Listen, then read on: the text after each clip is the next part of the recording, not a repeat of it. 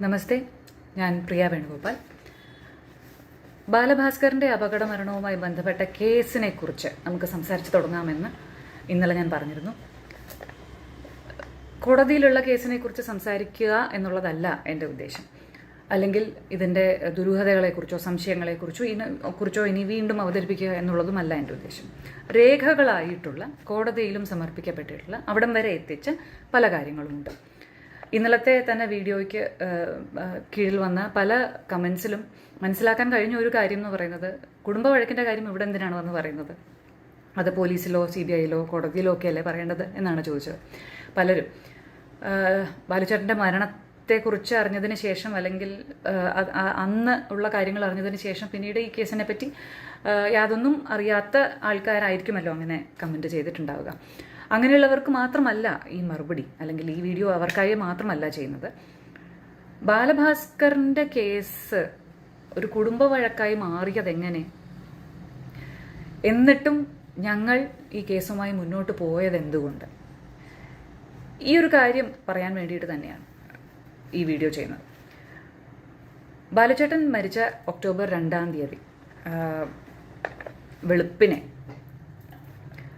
അന്ന് മുതൽ ഞങ്ങൾക്ക് ഹോസ്പിറ്റൽ വിസിറ്റ് നിഷിദ്ധമായിരുന്നു. ഞങ്ങൾക്ക് ലക്ഷ്മിയുടെ വിവരങ്ങൾ അറിയാൻ കഴിയുമായിരുന്നില്ല.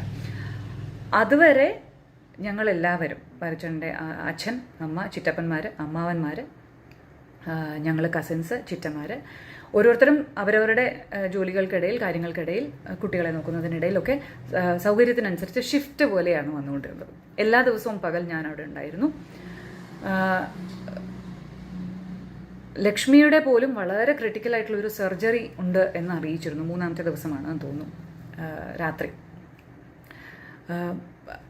ആ സമയത്ത് ബാലുച്ചേട്ടൻ്റെ അച്ഛൻ, ചിറ്റപ്പൻ, ഒരു അമ്മാവൻ, പ്രകാശ് തമ്പി, ഇവരാണ് കാര്യങ്ങളൊക്കെ അറേഞ്ച് ചെയ്യാൻ ഓടുന്നത്, ബ്ലഡ് അറേഞ്ച് ചെയ്യാനൊക്കെ ഓടുന്നത്. അപ്പോൾ ബാലഭാസ്കറിന് വേണ്ടി മാത്രമല്ല കുടുംബം അവിടെ നിന്നിരുന്നത്. ഹോസ്പിറ്റലിൽ അഡ്മിറ്റ് ആയിരുന്ന എല്ലാവർക്കും വേണ്ടിയും അവരുടെ ഓരോ അപ്ഡേറ്റ്സും അറിഞ്ഞുകൊണ്ട് അവരുടെ ആവശ്യങ്ങൾക്കനുസരിച്ച് പ്രവർത്തിച്ചുകൊണ്ട് ഞങ്ങളെല്ലാവരും നിന്നതാണ്. ആ സർജറിയുടെ സമയത്ത് ലക്ഷ്മിയുടെ അനിയനെ, വീട്ടിലേക്ക് മടങ്ങിയിരുന്ന ലക്ഷ്മിയുടെ അനിയനെ വിളിച്ചപ്പോൾ, ഞാൻ ഇന്ന് ക്ഷീണിതനാണ്, ഇനി വരുന്നില്ല, അവിടെ കാര്യങ്ങൾ നടക്കട്ടെ എന്നാണ് വളരെ ലാഘവത്തോടെ അദ്ദേഹം പറഞ്ഞത്. നേരിട്ടുള്ള സംഭാഷണത്തിൻ്റെ കാര്യമാണ് ഞാൻ പറയുന്നത്, ഞങ്ങളുടെ കുടുംബാംഗവുമായി. അപ്പോൾ ഇങ്ങനെയൊക്കെ ഇരിക്കെ ആണ് ഒക്ടോബർ 2 മുതൽ ഞങ്ങൾക്ക് അവിടെ പ്രവേശനമില്ലാതാകുന്നത്. ഒക്ടോബർ 2 സംസ്കാര ചടങ്ങുകളൊക്കെ കഴിഞ്ഞ് 6 ഫേസ്ബുക്കിലൂടെ ജ്യോതി ശ്രീധർ എന്ന് പറയുന്ന ഒരു അധ്യാപികയുടെ ഒരു പോസ്റ്റ് വരുന്നു.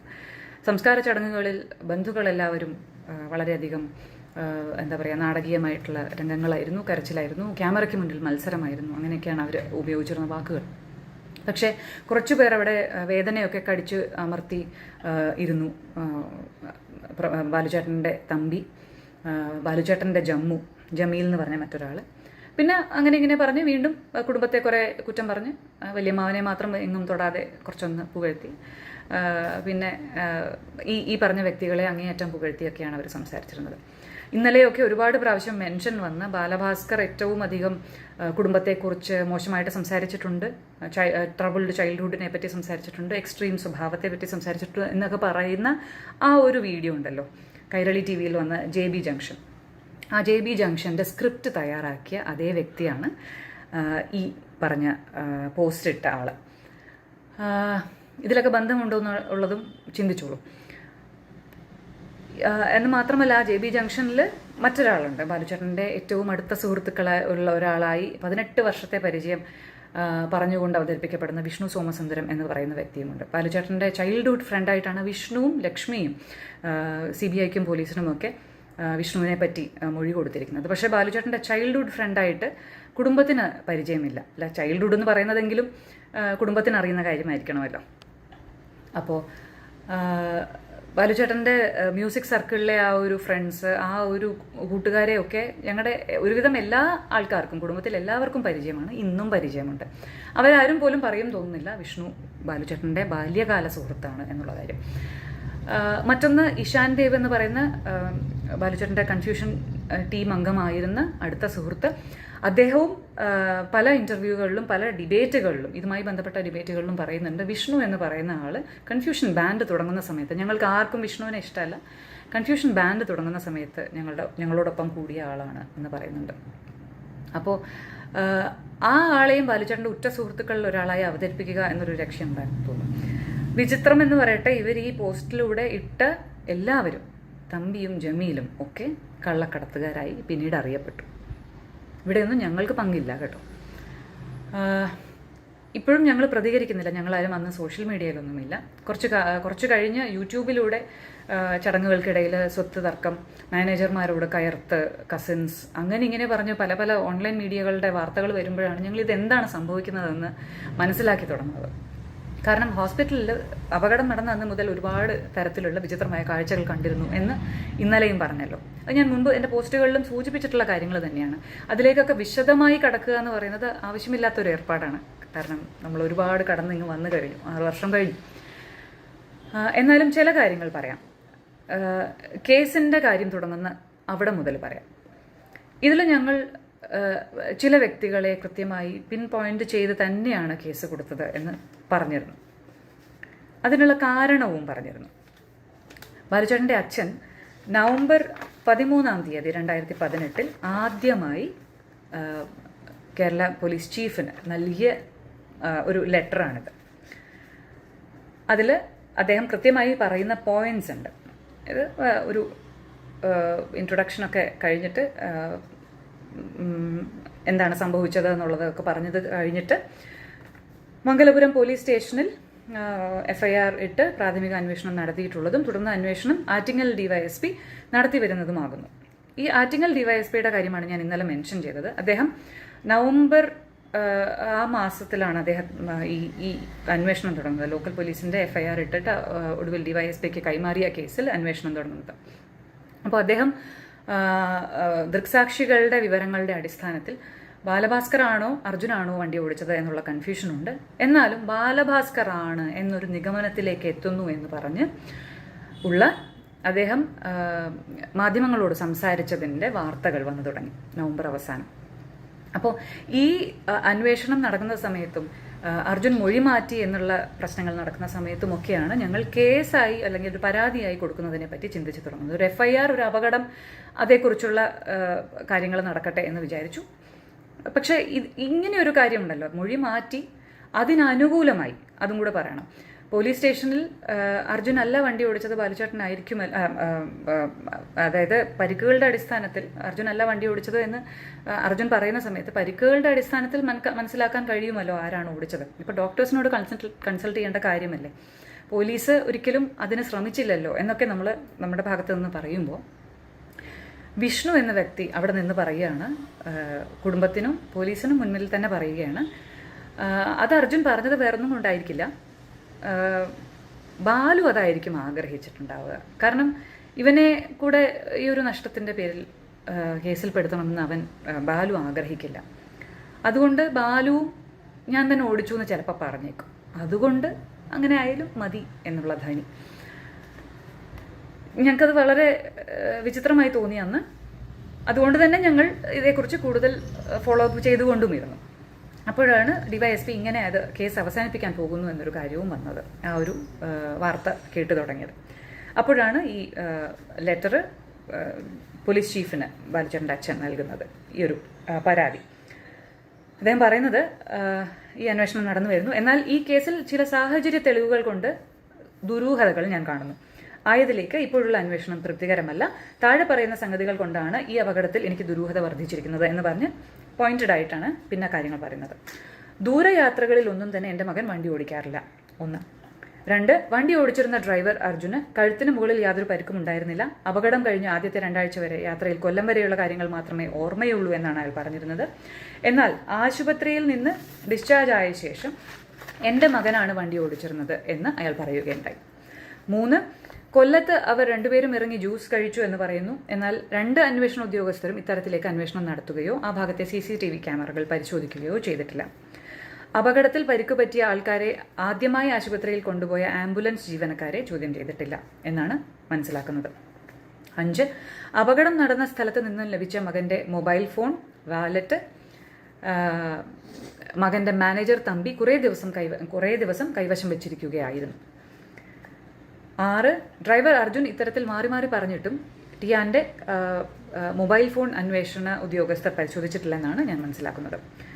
7 ക്ഷേത്ര ദർശനത്തിന് പോയ മകനും കുടുംബത്തിനും കഴിഞ്ഞ 5 വർഷത്തിനു മേലെ ഒറ്റപ്പാലത്തിന് സമീപം ചെർപ്പളശ്ശേരി വില്ലേജിൽ പൂന്തോട്ടം എന്ന പേരുള്ള ആയുർവേദ ആശുപത്രിയുമായി ബന്ധപ്പെട്ട് റിസോർട്ട് നടത്തുന്ന ഡോക്ടർ രവിയും അദ്ദേഹത്തിൻ്റെ ഭാര്യ ലതയുമായി നല്ല സൗഹൃദ ബന്ധമായിരുന്നു.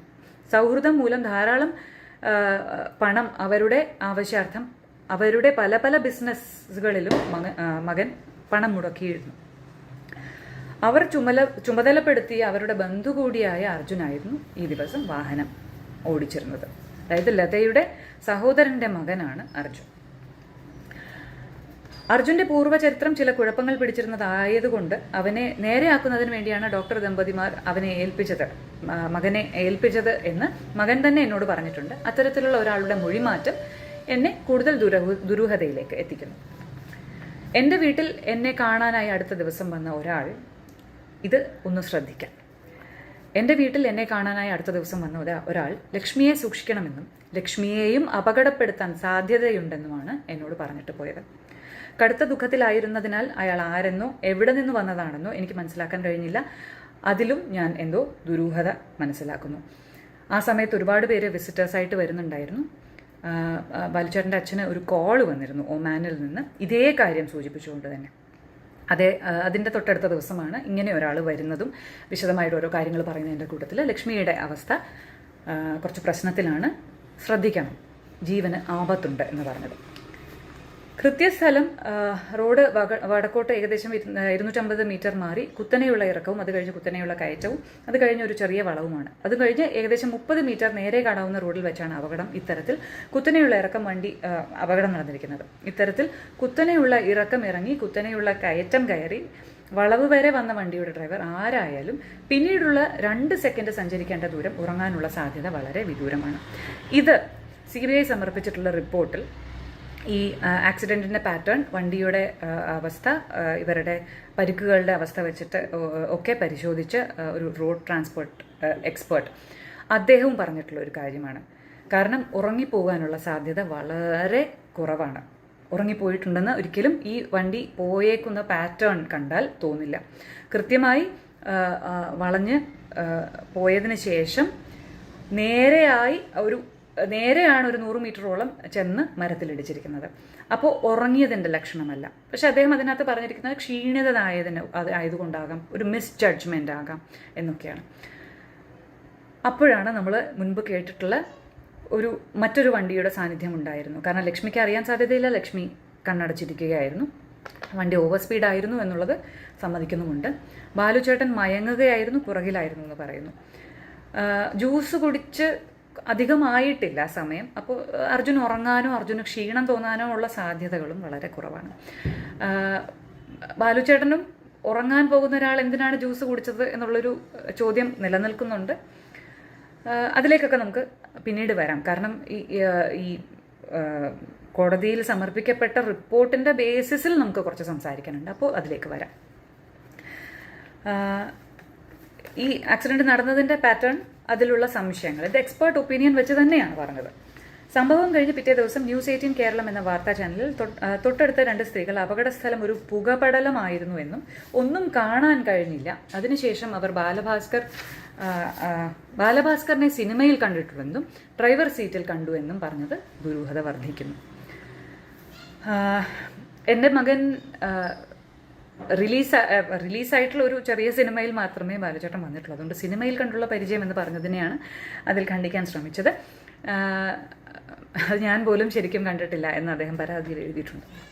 അപ്പോൾ ഇവർക്ക് പരിചയമുള്ള മുഖം എന്നായിരിക്കാം അവർ ഉദ്ദേശിച്ചത്. പക്ഷേ ബാലഭാസ്കറാണ് വണ്ടി ഓടിച്ചത് എന്നവർ കണ്ടു എന്നാണ് പറയുന്നത്. മകൻ്റെ ഫിനാൻസ് കാര്യങ്ങൾ നോക്കി നടത്തിയിരുന്ന വിഷ്ണു അപകടത്തിന് 2 നാൾ കഴിഞ്ഞത് മുതൽ വണ്ടി ഓടിച്ചിരുന്നത് മകനാണെന്ന് പറഞ്ഞു തുടങ്ങുകയുണ്ടായി. നേരത്തെ പറഞ്ഞ കാര്യമാണ്. എന്നാൽ യാതൊരു അടിസ്ഥാനവും ഇല്ലാതെ അത്തരത്തിൽ പറഞ്ഞതിനെ തുടർന്ന് ഞാൻ അയാളോട് സംസാരിച്ചതിൽ അർജുൻ തന്നെയാണ് വണ്ടി ഓടിച്ചിരുന്നതെന്ന് അയാളോട് അർജുൻ പറഞ്ഞിട്ടുള്ളതായി എന്നോട് പറയുകയുണ്ടായി. ഇങ്ങനെ മാറി മാറി പറഞ്ഞതും ദുരൂഹത വർദ്ധിക്കുന്നു. അതിനുശേഷമാണ് ഈ പോലീസിൻ്റെ മുൻപിൽ വെച്ച് നടന്ന സംഭാഷണം. അപ്പോൾ ഈ മേൽപ്പറഞ്ഞ ദുരൂഹതകളൊക്കെ നിലനിൽക്കെ ആയതൊന്നും പോലീസ് അന്വേഷിച്ചില്ലെന്ന് മാത്രമല്ല, ഇത്തരത്തിലൊരു തർക്കം വന്നിട്ട് പോലും ആയതിനുള്ള സാമ്പിളുകൾ ശേഖരിച്ച് ശരിയായ FSL പരിശോധനയ്ക്ക് അയച്ചിട്ടില്ല. പ്രാഥമികമായി ഉണ്ടാക്കാവുന്ന എല്ലാ തെളിവുകളും നശിപ്പിക്കപ്പെട്ട നിലയിലാണ്. സാധാരണ റോഡ് നടക്കുന്ന നൂറുകണക്കിന് വാഹന അപകടങ്ങളുടെ അന്വേഷണം പോലെ തന്നെയാണ് ഇതിലും നടന്നുകൊണ്ടിരിക്കുന്നത്. അന്വേഷണം DYSPക്ക് കൈമാറിയെങ്കിലും അദ്ദേഹത്തിന്റെ തിരക്കുകൾ കാരണം തത്വത്തിൽ വലിയ മാറ്റമൊന്നും സംഭവിച്ചിട്ടില്ല. ദുരൂഹമായി എന്തോ സംഭവിച്ചിരിക്കുന്നു. വാഹനാപകടത്തിൽ രാത്രിയുടെ ഇരുളിൽ എന്തോ ദുരൂഹമായി സംഭവിച്ചതാണെന്ന് ഞാൻ ന്യായമായും സംശയിക്കുന്നു. ഒരു പൗരൻ എന്ന നിലയിൽ ദുരൂഹത നീക്കി കിട്ടേണ്ടതുണ്ട്. അതിന് ശാസ്ത്രീയ അന്വേഷണം വേണം, ഉന്നതരായ ഉദ്യോഗസ്ഥരുടെ ഇടപെടൽ വേണം. ഇതൊക്കെ പറഞ്ഞാണ് അദ്ദേഹം പരാതി സമർപ്പിച്ചിരിക്കുന്നത് നവംബർ 13. ഇത് ലക്ഷ്മിയോട് ചോദിച്ചതിന് ശേഷമാണ് ലക്ഷ്മി നേരത്തെ പറഞ്ഞതുപോലെ സാമ്പത്തിക കാര്യങ്ങളൊന്നും അന്വേഷിക്കേണ്ട, അർജുൻ മൊഴി മാറ്റിയത് എന്താണെന്ന് അന്വേഷിക്കണം എന്ന് അച്ഛനോട് പറഞ്ഞു.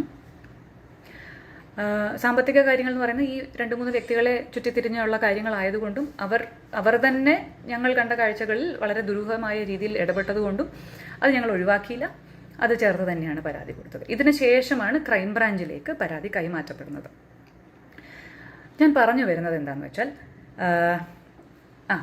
അതിനിടയ്ക്ക് ഒരു വലിയൊരു കാര്യം കൂടിയുണ്ടല്ലോ. നേരത്തെ പറഞ്ഞ പോസ്റ്റിൽ പരാമർശിക്കപ്പെട്ട ജമീൽ മുഹമ്മദ് FIRൽ 4:15 എന്നാണ് അപകട സമയം എഴുതിയിരിക്കുന്നത്. അത് കൃത്യമായി കണ്ടെത്തിയിരിക്കുന്നത് ലതയുടെ കോൾ, പൂന്തോട്ടം ലതയുടെ കോൾ എത്തിയോ എന്നറിയാൻ വിളിച്ച കോളുകൾ കണ്ടതിന് ശേഷം പോലീസ്, അപകട സ്ഥലത്തെത്തിയ പോലീസ് ആ ഫോൺ എടുക്കുന്ന സമയത്ത് എടുത്തത് പോലീസാണ്. അപ്പോൾ അർജുൻ്റെ ഫോണിലാണ് വിളിച്ചത്. എടുത്തപ്പോൾ ഇത് ബാലഭാസ്കറിൻ്റെ കുടുംബമാണ് എന്ന് അവരാണ് ആദ്യമായി അറിയിക്കുന്നത്. അങ്ങനെയാണ് ലോകം അറിയുന്നത്. 4:15 ശേഷമാണ് ലതയുടെ മകൻ, തമ്പിയോടൊപ്പം ഉണ്ടായിരുന്ന ലതയുടെ മകൻ, അതും ഒരു വിചിത്രമായ കഥയാണ്, പിന്നെ പറയാം. ലതയുടെ മകന് 4:15 ശേഷമാണ് കോൾ വരുന്നത്. അങ്ങനെയാണ് പിന്നീട് തമ്പിയോടൊപ്പം ആയതുകൊണ്ട് തമ്പി അറിയുന്നത്, പിന്നെ സുഹൃത്തുക്കളൊക്കെ അറിയുന്നത്. ഇതാണ് ഒരു കഥ. പക്ഷേ ജമീൽ മുഹമ്മദ് എന്ന് പറയുന്ന വ്യക്തി 3:30 വിളിച്ചു പറഞ്ഞിട്ട് ഈ സംഭവ സ്ഥലത്ത്, അതായത് ആശുപത്രിയിലേക്ക് എത്തിയ ബാലുചേട്ടൻ്റെ സുഹൃത്തുക്കളുണ്ട്, മൊഴിയുണ്ട് അവരുടെ. ഇതൊന്നും വെറും ഹിയർസേ അല്ല, കൃത്യമായ മൊഴികൾ CBIക്ക് നൽകിയതിലും ഉണ്ട്. 3:30 ജമീൽ വിളിച്ചു പറഞ്ഞു. അതുപോലെ തന്നെ ഇഷാൻ ദേവ് എന്ന് പറയുന്ന അദ്ദേഹം ചെന്നൈയിലായിരുന്നു. അദ്ദേഹത്തിനും ഒരു 4:01 കോൾ വന്ന കാര്യം അദ്ദേഹവും പറഞ്ഞിട്ടുണ്ട് മുൻപ്. ഇതെല്ലാം നിലനിൽക്കെയാണ് 4:15 എന്നുള്ള ഒരു കാര്യം വരുന്നു. CBIയും പറയുന്നുണ്ട് 3:30 ആക്സിഡൻറ്റ് നടന്നുവെന്ന്. ജമീൽ എങ്ങനെ അറിഞ്ഞു എന്ന് ആരും അന്വേഷിച്ചിട്ടില്ല. തമ്പിയും ജിഷ്ണുവും അറിഞ്ഞതിന് ശേഷം ലോകം അറിഞ്ഞ ഒരു വാർത്ത. ജമീൽ എന്ന് പറയുന്ന ആൾ എങ്ങനെ അറിഞ്ഞു എന്ന് ആരും പറയുന്നില്ല. ജമീലും വിഷ്ണുവും തമ്പിയും ഒക്കെ സ്വർണ്ണക്കള്ളക്കടത്തിന് പിന്നീട് കാരിയർമാരായി പിടിയിലായവരാണ് DRIയുടെ. ഇതൊന്നും ആരും അന്വേഷിച്ചിട്ടില്ല. ദുരൂഹതകളില്ല അല്ലേ? ഇനി ഒരു കാര്യം കൂടി പറയാം. വളരെ പ്രശസ്തനായൊരു വ്യക്തിയായിരുന്നു KSRTC ഡ്രൈവർ അജി. അദ്ദേഹം വളരെ ഇൻട്രസ്റ്റിംഗ് ആയിട്ടുള്ളൊരു സ്റ്റോറിയൊക്കെ പറഞ്ഞ് അദ്ദേഹം പറപ്പിച്ച് വരുന്നു. ആറ്റിങ്ങിൽ നിന്ന് വരുന്നു. വന്നതിന് ശേഷം അദ്ദേഹം തന്നെ ഡോർ ലോക്ക് ചെയ്തതിന് ശേഷം, വേറെ ആരും ഇടപെടാതിരിക്കാനാണോ അറിയില്ല, ഡോർ ലോക്ക് ചെയ്തതിന് ശേഷം അദ്ദേഹം ഇറങ്ങുന്നു. അദ്ദേഹം തന്നെ ഓടുന്നു, എല്ലാം കാണുന്നു. കമ്പിപ്പാര എടുക്കുന്നു, കതക് തുറക്കുന്നു, കുഞ്ഞിനെ എടുക്കുന്നു, ലക്ഷ്മിയെ എടുക്കുന്നു, ബാലുചേട്ടനെ എടുക്കുന്നു, അർജുനെ എടുക്കുന്നു. ഇങ്ങനെ എല്ലാം ഒരു വൺ മാൻ ഷോ, ഒരു സൂപ്പർമാൻ സ്റ്റോറി പോലെ അദ്ദേഹം ഒരുപാട് പറഞ്ഞുപോയി. അദ്ദേഹമായിരുന്നു പ്രൈം വിറ്റ്നസ്. കുറേയേറെ കാലം ക്രൈം ബ്രാഞ്ചിനും അങ്ങനെ തന്നെയായിരുന്നു, അവസാന ഘട്ടം വരെ. RTIയിലൂടെ KSRTC ബസ്സിൻ്റെ സമയം, അതിൻ്റെ സമയക്രമം, ഷെഡ്യൂൾ ടൈം, ആ സമയത്ത് വന്ന സമയം, തമ്പാനൂർ രജിസ്റ്റർ ചെയ്ത സമയം, ഇതെല്ലാം കൃത്യമായി മനസ്സിലാക്കിയതിന് ശേഷം ചില ചോദ്യങ്ങൾ അങ്ങോട്ട് തിരിച്ച് ചോദിച്ചതിന് ശേഷമാണ് ക്രൈംബ്രാഞ്ചിൻ്റെ പ്രൈം വിറ്റ്നസ്, അതായത് മജിസ്ട്രേറ്റിന് മുമ്പിൽ മൊഴി കൊടുക്കാനുള്ളവരുടെ ലിസ്റ്റ്, 164 സ്റ്റേറ്റ്മെൻറ്റ് കൊടുക്കാനുള്ളവരുടെ ലിസ്റ്റിൽ നിന്ന് ഇദ്ദേഹം വളരെ നൈസായിട്ട് ഒഴിവാക്കപ്പെട്ടു. അജിയെ നിങ്ങൾക്ക് എല്ലാവർക്കും ഓർമ്മയുണ്ടാവും. അദ്ദേഹം കണ്ട കാര്യങ്ങളെല്ലാം വളരെയധികം വിസ്തരിച്ച് മീഡിയയിലൂടെയൊക്കെ പറയുന്നുണ്ടായിരുന്നു. അദ്ദേഹത്തിൻ്റെ കാര്യവും ആദ്യം വന്നതൊരു പോസ്റ്റായിട്ടാണ്, പോലീസ് വഴിയൊന്നുമല്ല. പക്ഷേ ഇതേ സമയം തന്നെ പോലീസ് ഒന്നും എൻ്റർടൈൻ ചെയ്യാതെ വേറൊരു ദൃക്സാക്ഷി നന്ദു എന്ന് പറയുന്നൊരു പയ്യൻ നന്ദുവിൻ്റെ ബ്രദറുമായിട്ട് എയർപോർട്ടിൽ നിന്ന് വരുന്ന വഴി വർക്കലയിലേക്ക് തിരിച്ച് അവരുടെ വീട്ടിലേക്ക് പോകുന്ന വഴി വന്ന് ഈ റെസ്ക്യൂ ഓപ്പറേഷനിൽ ആദ്യമായി ഇടപെട്ട് നന്ദുവാണ് പല കാര്യങ്ങളും ചെയ്യുന്നത്. നന്ദു പറയുന്നുണ്ട് കമ്പിപ്പാരയൊന്നും വേണ്ടി വന്നിട്ടില്ല അവിടെ, കാരണം വിൻഡോ ഗ്ലാസ് ഷാറ്റേഡ് ആയിരുന്നു. അപ്പോൾ ഒന്ന് പിടിച്ച് കുലുക്കിയപ്പോൾ തന്നെ ഗ്ലാസ് വീണു. എന്നിട്ടാണ് ഉള്ളിൽ നിന്ന് തന്നെ ഡോറ് തുറന്നത്. അതിനുശേഷമാണ് ബാക്കി ഓരോന്ന് ചെയ്യുന്നത്. നന്ദുവിൻ്റെ ചേട്ടൻ ഈ പ്രണവാണ് കുഞ്ഞിനെ കാണുന്നത്. ഗിയർ ബോക്സിന് സൈഡിലായിട്ട് കുഞ്ഞു മറിഞ്ഞു കിടക്കുന്നത് കണ്ടു. കുഞ്ഞിനെ കയ്യിലെടുക്കുന്നതും കുഞ്ഞിന് ഹൈവേ പോലീസ് അപ്പോഴത്തേക്ക് വരുന്നു. ഹൈവേ പോലീസിൻ്റെ വണ്ടിയിൽ തന്നെ പ്രണവ് കുഞ്ഞിനെ മടിയിലിരുത്തി. കുഞ്ഞിന് അപ്പോഴും ശ്വാസം ഉണ്ടായിരുന്നു എന്നാണ് പ്രണവ് പറയുന്നത്. പകുതി വഴിക്ക് കുഞ്ഞിന് അനക്കം ഉണ്ടായിരുന്നില്ല. പ്രണവാണ് പറയുന്നത് നമുക്ക് അനന്തപുരിയിലേക്ക് പോകാം, കാരണം കുഞ്ഞിൻ്റെ അവസ്ഥ എന്താണെന്ന് മനസ്സിലാകുന്നില്ല. അപ്പം മെഡിക്കൽ കോളേജിൽ പോയാലുള്ള പ്രശ്നങ്ങളുടെ കണക്കാക്കിയിട്ട് ഹൈവേയിൽ നിന്ന് ഏറ്റവും എളുപ്പത്തിന് നമുക്ക് നേരെ അനന്തപുരിയിലേക്ക് പോകാമെന്ന് തീരുമാനിക്കുന്നത്. വേറെ ആരും ഇടപെട്ടിട്ടില്ല എന്നാണ് നന്ദുവിൻ്റെയും പ്രണവിൻ്റെയും മൊഴി. ഇതിൽ തമാശ എന്താണെന്ന് വെച്ചാൽ നന്ദുവിൻ്റെ മൊഴി നന്ദു പറയാനായിട്ട് ശ്രമിച്ച ഇടങ്ങളിലെല്ലാം നന്ദു ആട്ടിപ്പായിക്കപ്പെടുകയായിരുന്നു. ആറ്റിങ്ങൽ DYSPയോട് പറയാൻ പോയി, അദ്ദേഹത്തിൻ്റെ ഓഫീസിൽ പോയി. അപ്പോൾ നിനക്ക് പ്രശ്നത്തിലൊന്നും ആവണ്ടെന്നുണ്ടെങ്കിൽ ഓടിക്കോ എന്നാണ് അദ്ദേഹം പറഞ്ഞത്. ഒടുവിൽ ഈ വാർത്തകളൊക്കെ വന്ന് പ്രശ്നങ്ങളൊക്കെ ആയ സമയത്ത് ഈ സ്വർണ്ണക്കള്ളക്കടത്തിൻ്റെ വാർത്തകളൊക്കെ വന്ന് ആകെ ഈ ഇതിൻ്റെ കാര്യത്തിലൊക്കെ ചർച്ചകൾ വീണ്ടും തുടങ്ങുന്ന സമയത്ത് സ്വർണ്ണക്കള്ളക്കടത്തിൻ്റെ അല്ല, ഇതിന് മുമ്പുള്ള ഈ വിവാദങ്ങൾ, അത് ആരോടിച്ചു എന്നുള്ള വിവാദങ്ങൾ വരുന്ന സമയത്താണ് അദ്ദേഹത്തിന് ആകെ ഒരു ഇരിക്കപ്പുറതിയില്ലാതെ ഏതോ റിപ്പോർട്ടറിനെയൊക്കെ വിളിച്ച് ചോദിച്ച് അഡ്രസ്സ് കണ്ടെത്തി അച്ഛനെ വന്ന് കാണുന്നതും സംസാരിക്കുന്നതും. അങ്ങനെയാണ് ഞങ്ങൾ വഴിയാണ് ക്രൈംബ്രാഞ്ചിന് ഇദ്ദേഹം ക്രൈംബ്രാഞ്ചിലേക്ക് അപ്പോഴത്തേക്ക് കേസ് വന്നു കഴിഞ്ഞു. ആ ഘട്ടം വരെയും ഇദ്ദേഹത്തെ ആരും മൊഴി നൽകാൻ അനുവദിച്ചിട്ടില്ല. അപ്പോൾ ക്രൈംബ്രാഞ്ചിന് മുന്നിൽ ഇദ്ദേഹം മൊഴി നൽകുന്നത്. പക്ഷേ ഇവരുമൊന്നും പിന്നീട് അങ്ങോട്ട് അവരുടെ മൊഴികൾക്കൊന്നും പിന്നീട് ഒരു വാല്യൂം ഇല്ലാതായി. കുഞ്ഞിനെ പ്രണവാണ് കൊണ്ടുവന്നതെന്നുള്ളതിന് ദൃക്സാക്ഷികൾ വേറെ ഹോസ്പിറ്റലിലുമുണ്ട്. ഇതിനൊന്നും ഒരു വാല്യൂ ഇല്ല. കുഞ്ഞിനെയും കൊണ്ട് കൊണ്ടുവന്നതിന് ശേഷം നന്ദു ഒക്കെ തിരിച്ച് വർക്കലയിലോട്ട് പോകുന്ന സമയത്ത് ആ സമയത്ത് തന്നെ ആ ഇരുട്ടിൽ തന്നെ വെളുപ്പാങ്കാലം ആ ഇരുട്ടിൽ തന്നെ ഒരു ക്രെയിൻ ബാലുചേട്ടൻ്റെ വണ്ടി മൂവ് ചെയ്യുന്നുണ്ടായിരുന്നു. റോഡിന് അല്ലെങ്കിൽ ട്രാഫിക്കിന് യാതൊരു തടസ്സവും ഉണ്ടാക്കാതെ നിന്നിരുന്ന ഒരു വണ്ടിയാണ്. ആ വണ്ടി ആ വെളുപ്പിനെ തന്നെ മാറ്റിയത് എന്തിനാണ്? ഫോട്ടോഗ്രാഫ്സ് ഇല്ല, മാർക്ക് ചെയ്തിട്ടില്ല, ഒന്നും ചെയ്യാതെ ആ വണ്ടി മാറ്റിയത് എന്തിനാണെന്ന് നമുക്കറിയില്ല. പിന്നീട് അവൈലബിൾ ആയിട്ടുള്ള വിഷ്വൽസ് പ്രകാരം മറ്റൊരു ക്രെയിൻ, ഈ കാണുന്ന ഒരു ക്രെയിനിൻ്റെ ഒരു 2-3 വിഷ്വൽസ് ഉണ്ട്. അതൊരു 2 മാധ്യമ പ്രവർത്തകർ അവരുടെ നൈറ്റ് ഷിഫ്റ്റ് കഴിഞ്ഞിട്ട് പോകുന്ന വഴി എടുത്തതാണ്. അങ്ങനെയാണ് പല മീഡിയയ്ക്കും അത് ലഭ്യമായതെന്നാണ് പറയുന്നത്. അതിനകത്ത് ഒരു നീല നിറത്തിലുള്ള ഒരു ക്രെയിനാണ്. അത് കഴിഞ്ഞ് പിന്നീട് നമ്മൾ കാണുന്നതിൽ ഒരു ഓറഞ്ച് നിറത്തിലുള്ള ഒരു ക്രെയിൻ ഉണ്ട്. അത് പകൽ വെളിച്ചത്തിലാണ്. അപ്പോൾ 2 തവണ ബാലുചേട്ടൻ്റെ വണ്ടി മാറ്റിയിരിക്കുന്നു ഇതിനോടകം തന്നെ. എന്തിനായിരുന്നു ആ ധൃതി എന്നറിയില്ല. നമുക്ക് തെളിവുകൾ നഷ്ടപ്പെടുന്ന വിധം ഇതൊക്കെയായിരുന്നു. സാക്ഷികൾ മാറ്റിമറിക്കപ്പെടുന്ന വിധം ഇതൊക്കെയായിരുന്നു. ഞങ്ങൾ പരാതിയുമായി പോകാൻ നിർബന്ധിതരായ കാരണങ്ങളും ഇതൊക്കെ തന്നെയായിരുന്നു. ഈ പറഞ്ഞ പോലെ സമയത്തിൻ്റെ പ്രശ്നം, സാക്ഷികളിലെ തിരിമറി, ചില സാക്ഷികളെ വാനോളം പൊക്കിക്കൊണ്ട് നടക്കുന്നു. ഒരു ഘട്ടം കഴിഞ്ഞ് ചോദ്യങ്ങൾ ചോദിക്കുമ്പോൾ ഉത്തരം മുട്ടുമ്പോൾ അവരെ ഒഴിവാക്കുന്നു. മറ്റു ചില സാക്ഷികൾ പറയുന്നത് കേൾക്കുക പോലും വേണ്ടെന്ന് പറയുന്നു. മുഖ്യനായ മറ്റൊരു സാക്ഷിയുടെ കാര്യമുണ്ടല്ലോ, നമുക്ക് അതിലേക്കൊക്കെ വളരെ വിശദമായിട്ട് വരേണ്ടതുണ്ട്. ഞാൻ ഇന്നലെ പറഞ്ഞിരുന്നു, ഹതഭാഗ്യരായ കുറേ പേർ ഇതിൽ ഇടപെട്ട് പോയി. അതുകൊണ്ട് അവർക്ക് ഒരു നിവൃത്തിയുമില്ലാതെ ഇതിൽ കടിച്ചു തൂങ്ങി നിൽക്കേണ്ടി വരുന്ന ഒരവസ്ഥയാണിപ്പോൾ. സോബി ജോർജിൻ്റെ കാര്യമാണ് ഞാൻ പറയുന്നത്. അതിലൊക്കെ വീണ്ടും വരാം. ഒരുപാട് വിശദമായി ഈ CBIയുടെ കാര്യത്തിൽ തന്നെ ആ കാര്യങ്ങൾ പറയാനുണ്ട്. പക്ഷേ ഇത്രയും ദുരൂഹതകളൊക്കെ നിലനിൽക്കുമ്പോഴും ഞങ്ങൾ ആദ്യം പരാതി കൊടുത്ത സമയത്ത് ഞങ്ങളോടൊപ്പമായിരുന്നു എതിർ കക്ഷികളെങ്കിൽ, ഇപ്പോൾ എതിർ ഭാഗത്ത് നിൽക്കുന്നവരെങ്കിൽ, തമ്പിയോ വിഷ്ണുവോ അർജുനോ ഒക്കെ പിന്നീട് ഈ ക്രൈം കാര്യങ്ങളിൽ ഇടപെടേണ്ടി വരുമായിരുന്നു, അല്ലെങ്കിൽ അതിൽ പെടുമായിരുന്നു. ബാലഭാസ്കറിൻ്റെ പേര് ഇതുമായൊക്കെ ബന്ധപ്പെട്ട് കേൾക്കുന്നു, അതിലേക്ക് ബന്ധുക്കളുടെ ഇടപെടലുകൾ കൊണ്ടെത്തിക്കുന്നു എന്നാണ് വലിയൊരു പരാതി ഞങ്ങൾ കേൾക്കുന്നത്. ഞങ്ങൾ ഇടപെട്ട സമയത്ത് ഞങ്ങളോടൊപ്പം നിന്നിരുന്നെങ്കിൽ, ഇവർക്കെതിരെ തന്നെ ഞങ്ങൾ സംശയങ്ങളുടെ അടിസ്ഥാനത്തിൽ വിരൽ ചൂണ്ടിയപ്പോൾ ഞങ്ങളോടൊപ്പമായിരുന്നെങ്കിൽ പാവം ബാലുചേട്ടൻ്റെ പേര് ഇതിനോടൊപ്പം വലിച്ചിഴക്കപ്പെടുമായിരുന്നു. ഇവർ ഈ ഇല്ലീഗലായിട്ടുള്ള ആക്ടിവിറ്റീസ്, ബാലുചേട്ടൻ പോയതിന് ശേഷമാണ് ഇതൊക്കെ തുടങ്ങിയതെന്നാണല്ലോ അവർ പറയുന്നത്, ഈ ഇല്ലീഗൽ ആക്ടിവിറ്റീസുമായി ഇവർ മുന്നോട്ട് പോകുമായിരുന്നു. ഒന്ന് ചിന്തിക്കാം.